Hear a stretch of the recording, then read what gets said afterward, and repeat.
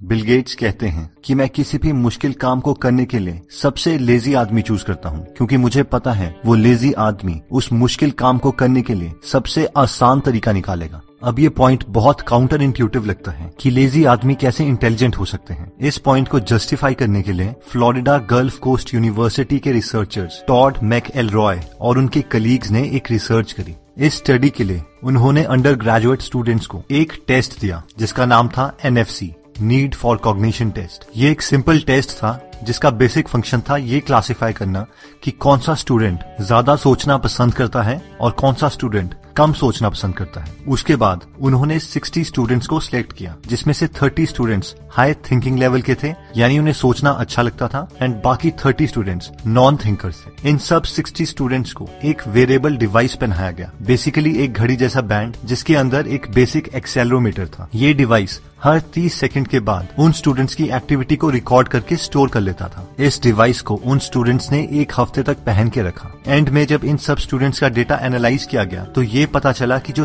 Thinker student थे, यानी जो ज्यादा सोचते थे, उनकी physical activity non thinker students के कंपैरेटिवली बहुत कम थी। बेसिकली इस स्टडी का कंक्लूजन था कि जो लोग हायर थिंकिंग एक्टिविटी में इन्वॉल्व होते हैं वो बाकी दुनिया की नजरों में लेजी होते हैं, सुस्त होते हैं। इस पॉइंट से सारे लेजी लोग खुश हो सकते हैं कि वो बहुत इंटेलिजेंट हैं, लेकिन इसका काउंटर पॉइंट ट्रू नहीं है। जो सारे ब्रेनी लोग हैं वो जनरली लेजी होंगे, लेकिन सारे लेजी लोग इंटेलिजेंट हों ऐसा जरूरी नहीं है। नेक्स्ट पॉइंट कहता है disorganised desk is a sign of genius. एक बार किसी ने आइंस्टाइन से कहा कि आपका डेस्क तो बहुत ही डिसऑर्गेनाइज्ड है और एक डिसऑर्गेनाइज्ड डेस्क एक डिसऑर्गेनाइज्ड माइंड का साइन है।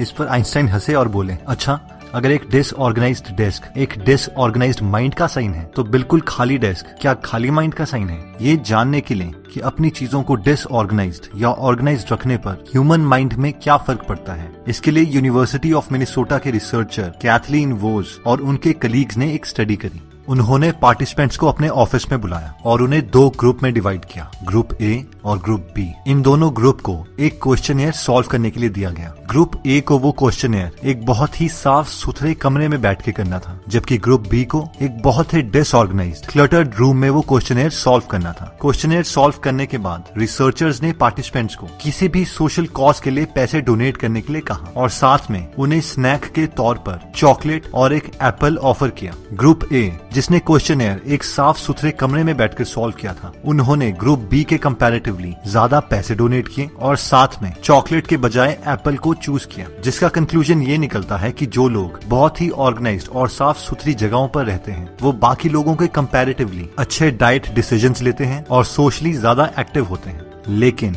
एक और स्टडी में रिसर्चर्स ने इन्हीं दो ग्रुप पर एक और एक्सपेरिमेंट कंडक्ट किया। इन दो ग्रुप्स को पिंग पोंग बॉल्स दी गई थी और इनसे कहा गया था कि इन बॉल्स को यूज करने के नए नए क्रिएटिव आइडियाज एक पेपर पर लिखें। बाद में इन सब के आइडियाज जो कि एक पेपर पर लिखे गए थे उन्हें जजेस को दिया गया, जो इन पार्टिसिपेंट्स को नहीं जानते थे। उन जजेस ने ग्रुप B के आइडियाज को, यानी उन ग्रुप को जिन्होंने सारे आइडियाज एक बहुत ही डिसऑर्गेनाइज्ड रूम में लिखे थे, ग्रुप A के कंपैरेटिवली बहुत ही यूनिक और क्रिएटिव बताया, जिसका कंक्लूजन साफ था कि जनरली एक मैसी रूम वाले ही ज्यादा क्रिएटिव आइडियाज जनरेट कर सकते हैं। आप चाहे किसी के भी रूम को देख लीजिए, Albert Einstein, Thomas Edison, Steve Jobs, इन सब के डेस्क हमेशा क्लटर्ड थे, डिसऑर्गेनाइज्ड थे, क्योंकि ये लोग अपनी सारी एनर्जी क्रिएटिव थिंकिंग में लगाना चाहते थे, ना कि चीजों को ऑर्गेनाइज करने में। नेक्स्ट पॉइंट कहता है कि इंटेलिजेंट लोग ज्यादातर अकेला रहना चाहते हैं। 2016 में ब्रिटिश जर्नल ऑफ साइकोलॉजी में नॉर्मन P. लाय और उनके कलीग्स ने एक स्टडी पब्लिश करी।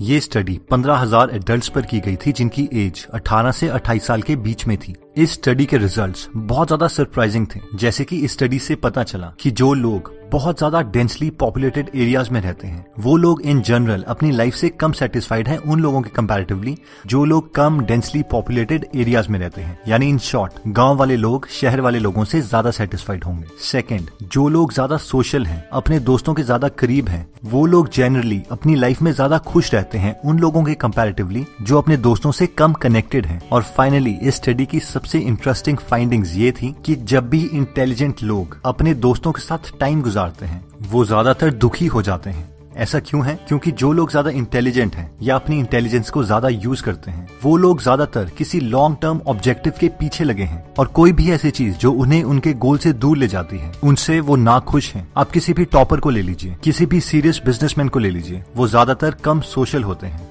इवन की पीटर थील अपनी बुक 0 to 1 में बोलते हैं कि जब भी आप एक स्टार्टअप खोलते हो, ये आपके और आपके पार्टनर्स के बीच में एक मैरिज की तरह है। आप अपनी जिंदगी के बहुत कीमती साल अपनी फैमिली के साथ नहीं, बल्कि अपने पार्टनर्स के साथ गुजारते हो, और इसीलिए आपका और आपके पार्टनर्स के बीच में अच्छा रिलेशनशिप होना बहुत इंपॉर्टेंट है। दोस्तों, हमने देखा कि 3 क्वालिटीज, जैसे कि लोनर यानी अकेले रहना, अनऑर्गेनाइज्ड डेस्क, सारा सामान इधर उधर रखना, और तीसरा था लेजी। अब हम देखेंगे कि ये क्वालिटीज जो कि रिसर्च बता रही है कि जीनियस का साइन है, क्या ये एक्चुअल में आजकल के इंटेलिजेंट लोगों में है भी या नहीं। तो पहली क्वालिटी आती है सोशली ऑकवर्ड, यानी अकेले अकेले रहना। तो मुझे लगता है कि ये पर्सनैलिटी ट्रेट हर जीनियस में था ही। अगर हम इलॉन मस्क की बात करें तो वो बचपन से ही बहुत अकेले रहते थे और कुछ ना कुछ सोचते रहते थे। वो इतने अकेले रहते थे कि एक बार उनकी माँ को लगा कहीं ये बहरे तो नहीं। उनके इसी एटीट्यूड की वजह से उन्हें स्कूल में बहुत बुली किया जाता था। इलॉन बताते हैं कि उनके बेस्ट फ्रेंड को स्टूडेंट्स बोलते थे कि वो इलॉन को बाहर लेके आए, और उसके बाद इलॉन को बहुत मारा जाता था। एक बार कई स्टूडेंट्स ने उन्हें इतना मारा कि वो सीढ़ियों से नीचे गिर गए और बेहोश हो गए। अगर हम इनकी पर्सनल लाइफ की बात करें तो इलॉन के 2 बार डाइवोर्स हो चुके हैं, और ये इनके बिजी शेड्यूल की वजह से ही हुआ है। ये लोग इतने बिजी रहते हैं कि ये अपने गोल्स को पूरा करने के लिए बाकी सारी चीजें सैक्रिफाइस कर देते हैं। अगर हम स्टीव जॉब्स की बात करें तो वो भी बहुत बिजी रहते थे। उनकी पहली गर्लफ्रेंड से हुई बेटी लीसा की रिस्पॉन्सिबिलिटी लेने से भी उन्होंने मना कर दिया था और कहा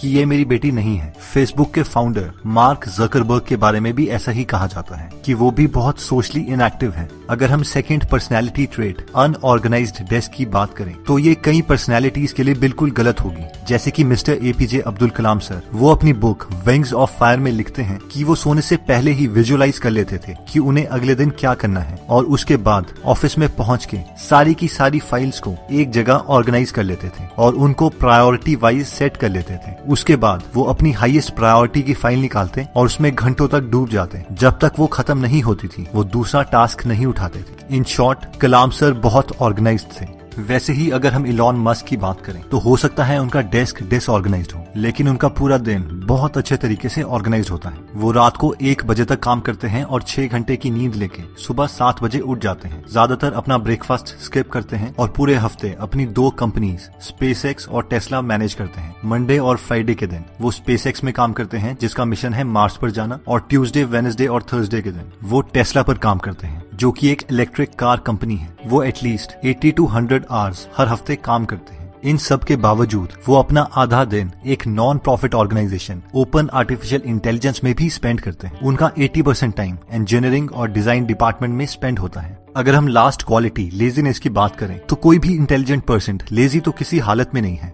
हो सकता है वो फिजिकली इनएक्टिव हो बाकियों की नजरों में, लेकिन उसके ब्रेन में कोई ना कोई थॉट चला रहता है। ऐसे लोग डायरेक्टली सोल्यूशन में नहीं जाते, वो पहले सोचना चाहते हैं कि उसी चीज को करने का क्या कोई आसान तरीका है या नहीं। फॉर एग्जाम्पल, अगर हम इलॉन मस्क की बात करें तो उनका ड्रीम है कि वो ह्यूमैनिटी को मल्टी प्लैनेटरी बनाना चाहते हैं। इसके लिए पहले मार्स का टेम्परेचर ऑलमोस्ट अर्थ के टेम्परेचर के बराबर आना चाहिए। क्योंकि वो एक ठंडा प्लेनेट है तो उसको गर्म करने का एक सोल्यूशन है कि वहाँ पे बहुत सारी इंडस्ट्रीज खोली जाए। लेकिन इलॉन मस्क ने उसे गर्म करने का दूसरा तरीका बताया कि वहाँ पे हम न्यूक्लियर बॉम्ब्स ब्लास्ट कर सकते हैं। इसे बाकी लोगों ने एक बहुत ही बेवकूफी वाला सोल्यूशन बताया जिसके बहुत सारे वर्स्ट कंसिक्वेंसेस हो सकते हैं, लेकिन फिर भी ये सोल्यूशन बाकियों के सोल्यूशन से एकदम हटके था। ये बहुत ही काउंटर इंट्यूटिव अप्रोच थी। उसी तरीके से अगर हम मुकेश अंबानी की बात करें तो वो बाकियों के स्टैंडर्ड्स के कंपैरेटिवली थोड़े फिजिकली इनएक्टिव हो सकते हैं, लेकिन लेजी तो बिल्कुल नहीं है। जियो के लॉन्च से पहले पूरी इंडियन टेलीकॉम इंडस्ट्री को 25 साल लगे 2G के नेटवर्क को बनाने के लिए, लेकिन मुकेश अंबानी ने 3 साल के अंदर पूरा 4G LTE का नेटवर्क खड़ा कर दिया और अभी जियो 5G के लिए भी रेडी है। उन्होंने 170 डेज के अंदर 100 मिलियन कस्टमर्स गेन कर लिए, जो कि यूके के पॉपुलेशन से 1.5 टाइम्स ज्यादा है, और जियो का डेटा रेट पूरी दुनिया में सबसे कम है। ये यूएसए के प्राइस से 1/10 के प्राइस पर है। बाकी आप लोग बता सकते हैं कि ये 3 क्वालिटीज लेजी, अनऑर्गेनाइज्ड और सोशली ऑकवर्ड, क्या ये एक्चुअल में जीनियस का साइन है जैसे कि रिसर्च बता रही है, या इसे गलत इंटरप्रेट किया जा रहा है? दोस्तों, अगर आप फ्री में हिंदी ऑडियो बुक समरी सुनना चाहते हैं तो डिस्क्रिप्शन में दिए हुए लिंक पे जाके आप हमारी गीगल ऐप डाउनलोड कर सकते हैं। वहाँ पे आप फेमस बुक सुन सकते हैं जैसे कि the miracle morning, you can and you will, how to make friends and influence people, E myth revisited, 0 to 1, Chanakya Niti, the one thing, power of habit, wings of fire, the monk who sold his Ferrari and many more. और हर हफ्ते इस app में हम एक नई audio book summary डालते हैं। दोस्तों, कमेंट सेक्शन में आप बता सकते हैं कि आप नेक्स्ट वीडियो किस टॉपिक पर चाहते हैं, ताकि हमें भी फीडबैक मिले और उसी टॉपिक्स को हम कवर करें। इस चैनल को जरूर सब्सक्राइब कर लीजिए और बेल का बटन दबा दीजिए ताकि आप ऐसी नॉलेजेबल वीडियोस कभी मिस ना करें। और इस वीडियो को लाइक जरूर कीजिएगा ताकि हमारा कॉन्फिडेंस बढ़े।